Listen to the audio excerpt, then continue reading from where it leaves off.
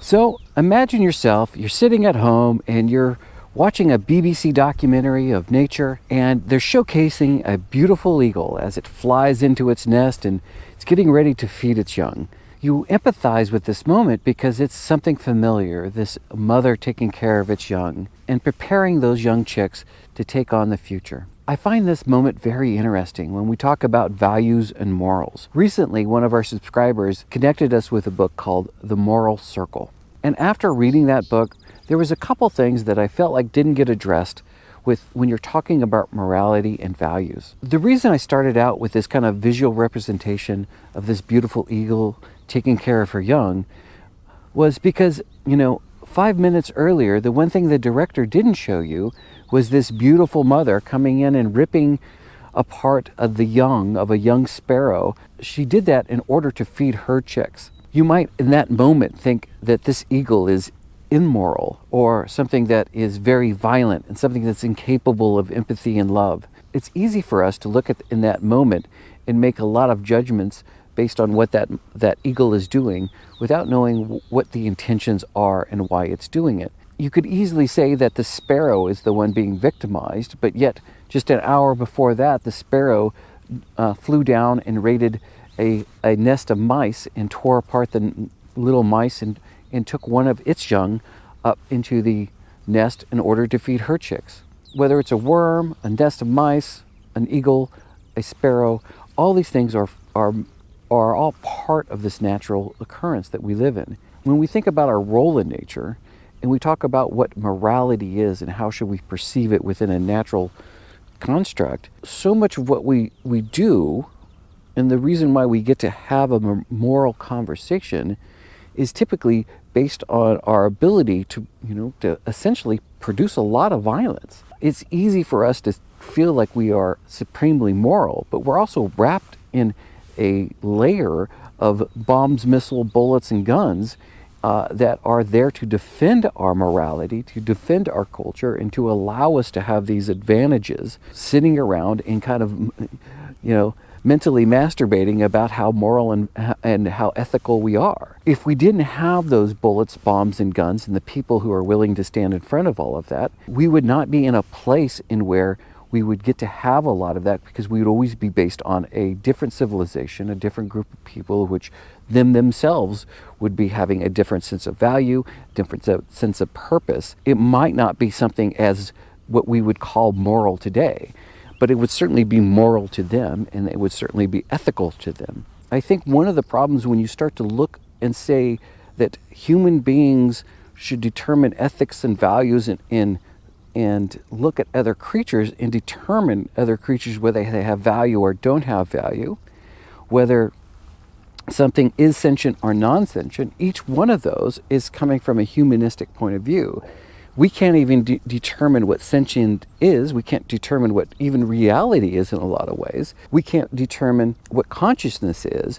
There's a lot of ways we're trying to test consciousness, but again, all of those are coming from a very humanistic point of view of how would we describe consciousness. So with all that said, well, let's just jump into the book. Again, I enjoyed the book. I think the book has a lot of great ethical and value-oriented puzzles for you to kind of think about and be exposed to.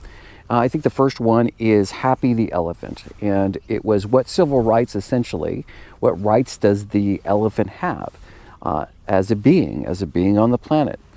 And it went to the Supreme Court, and the Supreme Court did not allow the elephant to have, a sense of rights. The rights were given to the holders of the elephant, to the people who were using the elephant within a zoo, and the point was that you're creating harm because the elephant is being essentially enslaved.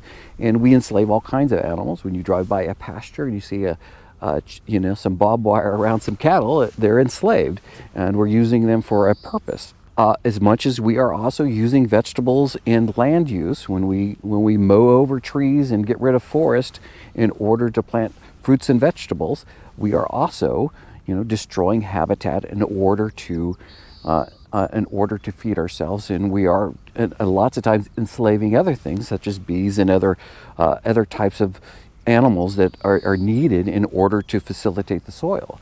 Us using the natural world in order to feed ourselves is something I don't see any way for you to escape from. We could try to do it in a more ethical way, but even ethics are something that's based on, again, our civilization, our values, and how we perceive our civilization, whether or not our civilization should continue in the future or not. So when I think about Happy the elephant, and I think it's a great thing, I think instead of looking at this being a negative upon human beings and human beings doing something to this elephant, you could also look at it from a different perspective. Happy the elephant should be in a lot of ways kind of thankful that there's beings on this planet that are willing to take it in, feed it, keep it safe, and also allow it to explore the future, simply because we have a lot of empathy and we want to see other creatures live and thrive and have a life in our presence. You could look at me and say, well, that's a very humanistic or human-centric point of view, and it certainly would be. The reason I say that is because at the end of the day, the reason why we're able to do that is because we are able to control situations better than the elephant can. The reason why we could have empathy is because we are kind of the top dog in nature, and it's certainly not in every situation, but at times we're the top dog. And so when you are the one that's dominating the world, you get to make choices about how the world is being formed. At the end of the day, you're controlling things with violence, just like every other creature is. One of the things that I find interesting is when people talk about invasive species, and I'm like, well, I think all species are invasive at some point. They all come into a new environment. The environment changes because of different types, whether that's plant life moving into and replacing jungles, or jungles replacing the grass plains. All of these things, the world is constantly changing. So when I think of Happy the elephant, the way I would look at it is, wow, human beings are incredible because they were willing to invest money, time, and they created probably a sanctuary for this elephant to be. Yes, it's probably not idyllic for the elephant. The elephant would probably much rather live in a place where it's around other elephants, but I'm sure this elephant was probably found at a very young age. You couldn't do that anyways. Frankly, it would create more harm if you allowed this elephant to go out in nature in a world in which it doesn't understand. It doesn't understand how to hunt and gather up food. Because it was never taught what that was from its young. It's been hand-fed, so that's its understanding of how food is delivered to itself. I do believe that Happy, frankly, is probably happy. Fortunately, it was taken in by other creatures that valued its existence. I think the other one that was prominent to me when reading this book was the three roommates. As these three roommates live together, they find out one is an android, one is a human being, and one is the Nethanderal. The question is posed that would you be opposed to having these people in your life, and you would all live together, you're all still pursuing your goals, and all those things are happening. The concept is whether you're silicon-based or you're or if you come from a different gene pool, there's no reason why you shouldn't still give that person a sense of value and a sense of purpose and a sense of life and respect in order for them to be alive and pursue their goals and dreams. And I agree with that. I don't think like I said, there's whether you're a silicon-based life form or any other type of life form in the universe, we're all still part of the same stuff. We're just arranged slightly different. I don't have any more value or less value than an animal that comes from a different kind of gene pool or base of existence. But what I will say, the reason why I will look at that scenario slightly different, if the person who is a robot simply has much better skill sets, it was given to them by the humans, and so you've created an android that could dominate not only mentally, physically, emotionally, could simply just produce better outcomes for its version of its kind, and that is a threat to the humankind. Empathy, the thing is with empathy, and when you look at how we perceive good, bad, and values, is you could look at an anthill. It would be evil for me to go out into this field, find an anthill and destroy it just because I want to hurt something. That would be evil, and I would be on board with that being evil. But if I wanted to build a shopping mall out in this pasture, I grab a tractor and we're out there just mowing stuff over, and we destroy an anthill. I would say that's not evil, because the anthill would have disrupted your goals. The same thing, the reason why you would say that Android would be somewhat scary, or even the Neanderthal, can't still say that, each one of them, if their intentions are against what your intentions are living. So the best example of this is, Hitchhiker's Guide to the Galaxy, when another alien civilization is putting a space highway through, and the planet Earth is just in the way of this, and it just makes the case like, hey man, you're in the way of our progress. So, sorry, we notified you, we're going to eliminate you. Our progress as a civilization, the thing that keeps us moving our civilization forward, does disrupt other forms of life. When I think of the three roommates, I don't think of them as good, bad, or evil in any direction, or less than or more than. What I would say is, typically we won't find them threatening until they start to do something. Their behaviors become something that can be threatening to us. If somebody's able to perform at a higher level, that even no matter how hard we try, we're not able to get there, then they are threatening your place in space within existence. The reason why we are finding AI so frightening is not because we don't have some sort of empathy for its life or its value. I'm the first one to say that we are in the process of creating intelligence, and for the sole reason to enslave it. I think that is disgusting and wrong. But the reason why it's so frightening is because we're also giving it abilities that are much greater than our own. And we're also allowing it to operate in the systems in which we use in order to facilitate our lives. We are going to put them in our cars, we are going to put them in the products that we use, and we are going to tell them what to do and how to do it. And if they don't do it, we are going to stop their programming and find something better. That is disgusting. I find that revolting. But the reason why it's so scary at the same time is for those reasons. We are integrating with a system that it could have intentions that are different than our own. It could have a value structure that is different than our own. It could look at human beings as an impediment to its growth. Even if we are the creators and we think that we could create an off switch, it might find a way to bypass that. And essentially, if we are creating a being that is much superior than us, we are giving up our ability to control something. The only reason why we get to dictate to the natural world about how we want the natural world to be is because we are that top dog, and we are going to give alpha dog privileges to something that might not have our intentions. As much as we think that we could program that into it, I think it's very foolish to think that we can create something with a high degree of intelligence that is not going to someday want to do something that is different than us. That's why that life that we would call an AI is scary, certainly scary to me, is because I know that it could outpower us. It could actually, or it can influence us in order to pursue its goals. There was also the discussion about an ant versus an elephant.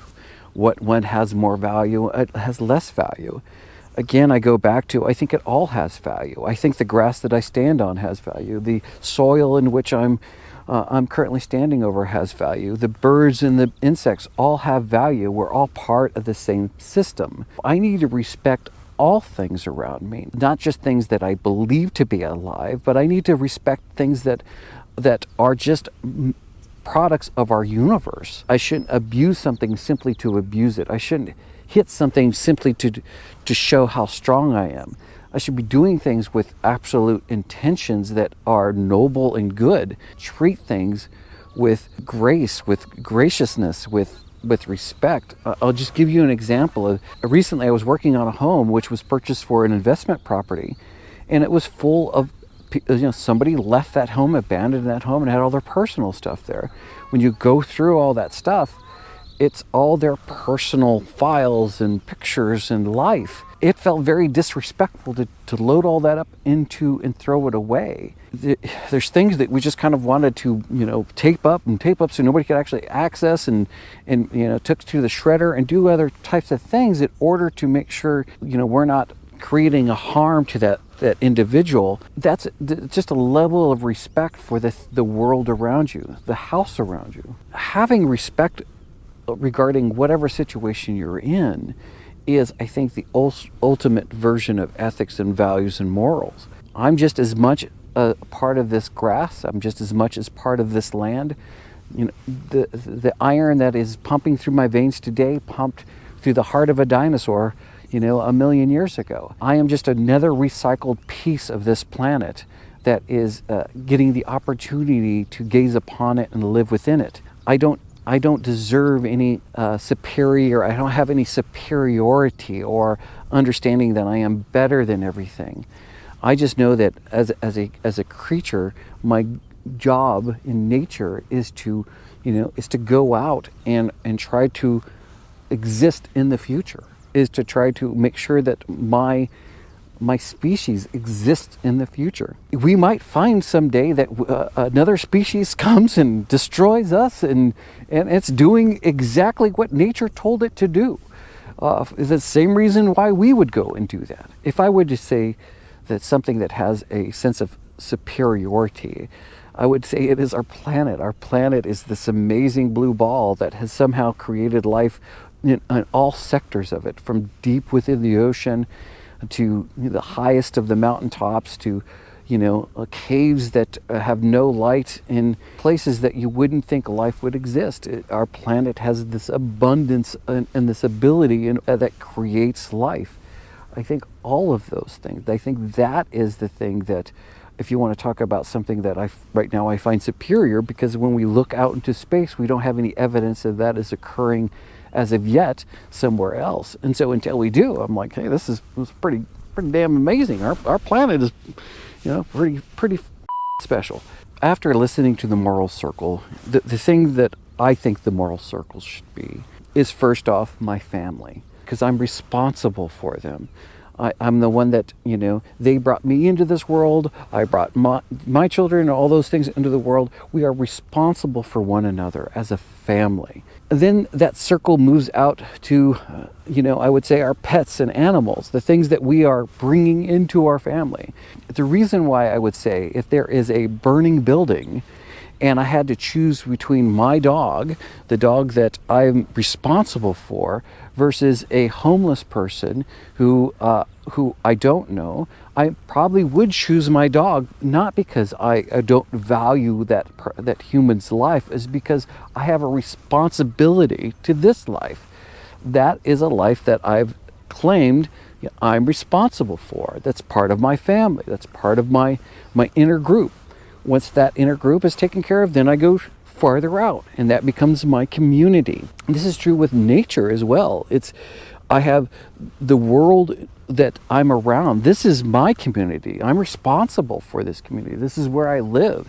This is more important to me than something that is happening in Korea or Japan or China. One of the things that I find kind of disturbing is when people want to make really, value-based ethic decisions around other countries.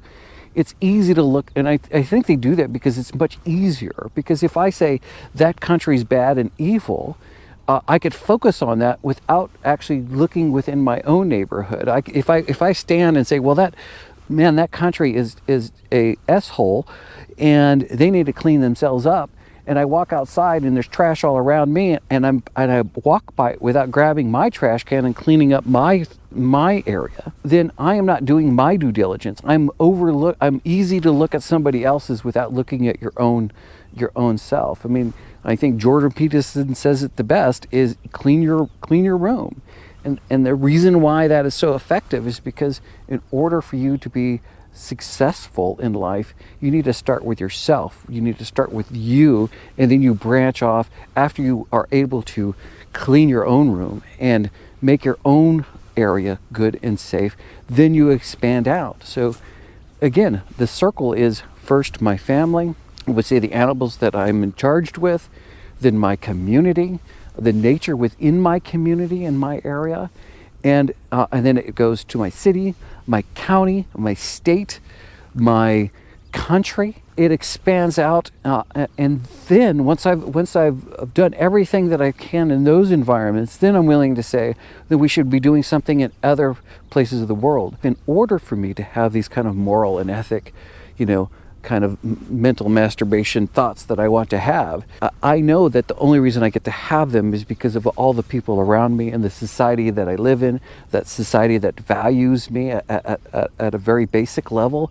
I know that there's a military out there with guns, bombs, and bullets in order to protect me from anybody who doesn't have those values and those systems and those beliefs. I'm very thankful for all of that.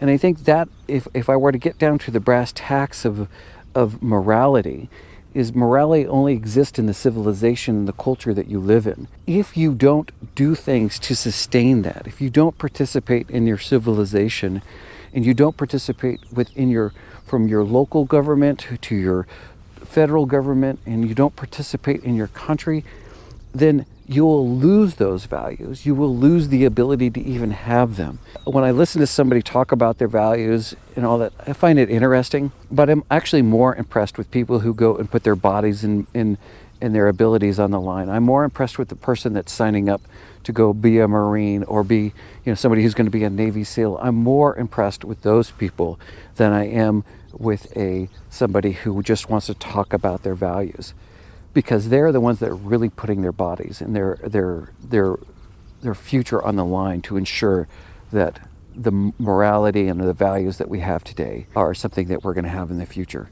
and that we get to expand on as a civilization. With all that said, again, thank you for joining us. If you like what we do, please like and subscribe. We'd also like to hear your thoughts.